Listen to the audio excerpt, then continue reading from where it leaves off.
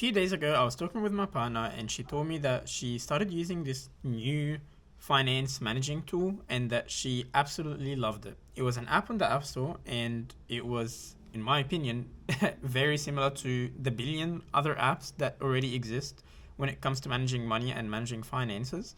And so when I asked her why specifically she started using that one and why she likes it, her answer was, and this is a real story, was that it just seemed more girly and it had nice colors and nice themes and looked pretty.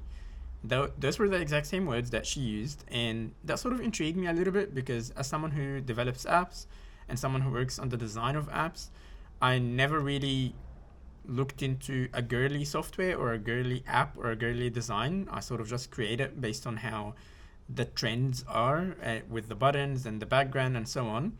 And so when she showed me the app, I did realize that it did actually look more feminine. It had a different set of colors, a different set of buttons, nice images, nice, and it did actually look pretty, as they say. And even though it did lack some features or it did lack some options that were available on other apps that are out there, she really liked that one and she enjoyed it simply because it looked pretty and it did look and it did give her what she wanted in a nice way, and she enjoyed looking at it. Again, the best way to describe it is it looked pretty. Now, this sort of got me thinking a little bit on why in software we don't have that gendered design, or we don't have as much software that when you look at it, you'd be like, all right, this is more suitable for a female audience and this is more suitable for a male audience. We don't sort of see that all software gets published or gets released to suit both or to match both. And by default, that seems to be matching more of what males would like in terms of design. And so when I started researching this, I realized that there is actually a much bigger problem. And that is, it's not just in software, it's anything released by STEM or anything released by engineers seems to be by default suitable for males. Now, at the beginning, I thought this was just a matter of, well, why can't we make it look more pretty for girls to like? Or why can't we make it more user-friendly? Or just minor changes that I think will make a difference to the user, but nothing too serious. And man, I was so wrong. After just a few minutes of researching this topic, I realized that we can probably save lives if we start suiting or if we start changing the way things are designed and developed to actually suit females.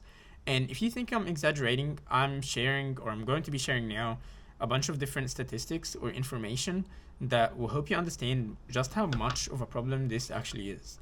Now, the first thing that I will start with is the automotive industry. The automotive industry for females, if you're a female and you're in a car, you already have a 47% higher chance of having a severe injury if you get in a car crash. So to put that into perspective, if you're driving the car or if you're a passenger and there is your male friend or husband, whatever, sitting in your car as the driver, and you guys get in a car crash in the same car, so you're going the same speed, you're in the same car, you're meant to be protected with the same devices in the same car, automatically there is a 47% higher chance you get a severe injury and 73% chance that you do get an injury compared to a male. That means that almost every single time you're more likely to get injured. It's even more scary when you find out that 17% more likely you are of dying than your counterpart or than your male friend. So if you and a man are in the car and you get in a car crash, there's a 17% more chance that you die and that the man in the car doesn't. Now, this is not because men want to kill women. It's simply because there's a huge lack of diversity in the automotive industry. And it's not just the automotive industry. There's actually a lack of women in STEM in general and specifically engineering. And as you start getting into more male-dominant areas, you start seeing the side effects of that. So at least one, or like the one that I just found out now, is the automotive industry. There is the amount of women in engineering or the amount of women that work in the automotive industry is so low that women have become basically invisible when it comes to safety statistics. Almost every safety precaution or every safety test, and focus on the word test, every safety test that has ever been done in a car to measure its safety and to measure how we can protect the passengers in a car has been done on a male. Or at least, even if we're using a dummy or like a doll, it's a male doll or a male dummy. All the averages, so physical body strength, physical body size, average weight, average height, average usability or ergonomics in a car, is based on a male. And so all your safety precautions have been created to suit the average of what males are, not taking into account any of the female extra parts, any of the female sizing, any of the female's physical strength, whether it's more or less, or how they sit in a car. Because you've got your behavior and you've got your actual physical changes that are different between males and females, and none of the females one, whether it's behavioral or whether it's physical, have been taken account for when it comes to vehicles and vehicle safety. Now, if you're pregnant, that's even worse. So on top of the statistics of dangers, like the 47% chance of getting severe injuries if you're a female and you're pregnant, that even adds 8% more of fatality for you and your baby. So there has never been a test done to check, or almost has never been in a commercial vehicle to check how the safety is of a female that is pregnant driving a vehicle. If you're pregnant and you drive a vehicle and you get in a car crash, most likely your baby is going to not make it. Same for you. Now, this is the first industry, and as soon as I researched gender design in software, even though it's not software related, but this came up to me and I was shocked. I was like, wow, this is actually a very dangerous thing. Diversity is not just a matter of getting aesthetics or making the user experience better. It's actually a matter of saving lives. Like, this can save potentially so much lives, especially for vulnerable people.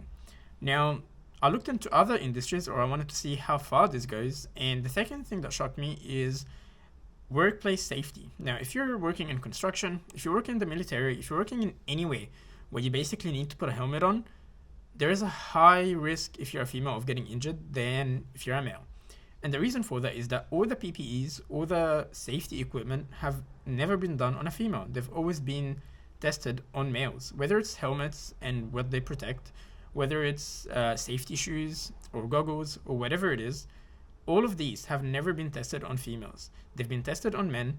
And so whether it's the head shape, whether it's the hand size or the foot size, because it's not just a matter of sizing, it's also a matter of shapes. Females do have different feet shape than males. And so even if a safety boot is going to protect you from a hammer landing on it, even if there's no injuries at all, over time, just the ergonomics of the shoe will cause issues.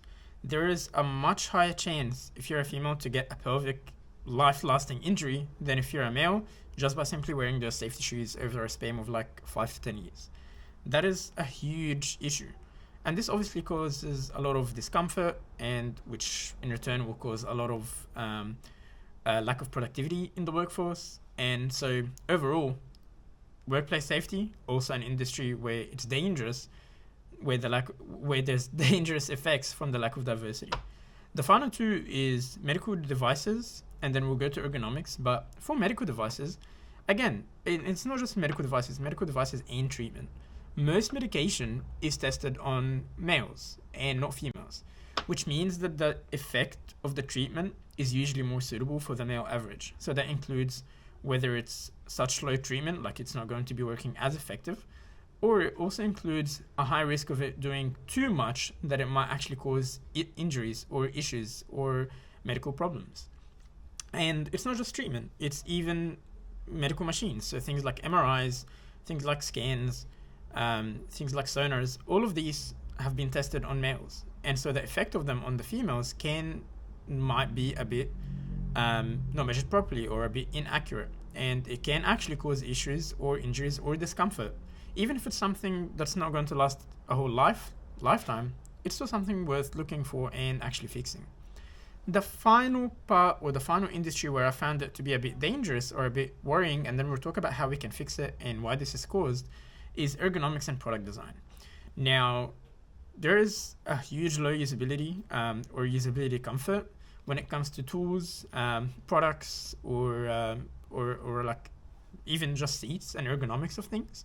So there's a very common phrase in engineering which is called pink it and shrink it to make it female friendly, which is, as it says, just shrink the size of it and turn it into pink to suit females. And that's completely false. It's a completely wrong idea. because there are actual safety issues that can happen if you do that. So it's not just a matter of females' bodies are not just smaller than men, and they definitely don't just like pink. There are actual physical changes between the females and the males that can cause issues if they're not taken account for. So something as simple as gloves or safety gloves or shoes, like I mentioned earlier, do cause issues, and there's a lack of that. Even office equipment and seats, like every seat that you've ever sat on for an office has been tested and designed to suit a male ergonomic and not a female ergonomics, which again can cause issues, especially that women obviously own offices as well, and that can cause a huge issue over a lifetime or a lifelong of events. Now, the reason I said all these statistics first is to show just how big of a problem it is. And how can we fix it? Well, let's understand what the cause is. In engineering, or when it comes to designing any product, there is design stages when it comes to actually coming up with the final solution. And the first stage is empathy, and the second stage is ideate and then define. Now, in the empathy stage, the whole focus is to actually empathize with your end user. That means understanding their needs, understanding their problems, understanding their behavior and physical and economical ideologies and methods. Even their social constructs and their social beliefs and activities do change entirely what you think of your solution can be.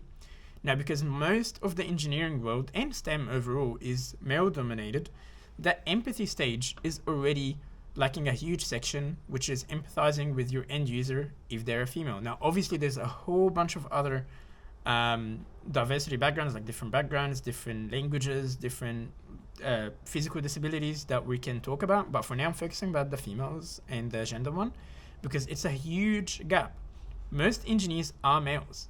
And as you start getting more niche into machines and software engineering and computer science and all of that, you start seeing a huge drop in female admissions and females working. Because of that, we've completely stuffed up the empathy stage. Most products get tested on males. Most products get designed to suit males. Most products, when it comes to safety, completely ignore females. And that's not because people are just mean and they want to cause danger or put women in danger. It's simply because there is no women being represented in that field. There's not enough females in that field to think of things that males might not think of, or think of things that males might not see. For example, males might not necessarily think of what the effects of the seatbelt is on their body, or think of what will happen if I'm pregnant and I get in a car crash. These things might not be there in a male's perspective when they're working, and that's why diversity is actually important. It's not just a matter of getting different colors. It's not just a matter of adding different aesthetics that females might like. It's actually to save lives, and it's to create products that make a difference, and to generate products that can actually save a life, not just be better looking. I think the only solution for these problems is, as I think I mentioned it, is to actually include more diversity in engineering and STEM, whether that's adding more females or adding more people with disability or adding more people from different backgrounds. In general, our products will end up being much better if there is more diversity into it. And I'm not too sure yet exactly how we can attract more diversity into engineering, so maybe that can be another video. But for now, I think the key point of this video is that diversity does actually save lives. Tell your friends that diversity saves lives. Try get into these fields if you care about people, and if you care about saving people and changing the world. Join engineering. You can actually save 17% of females, which is great. Thanks so much for watching. I hope you did enjoy this video, and let me know if this design of content creation is suitable for this channel. I hope to see you in the next episode.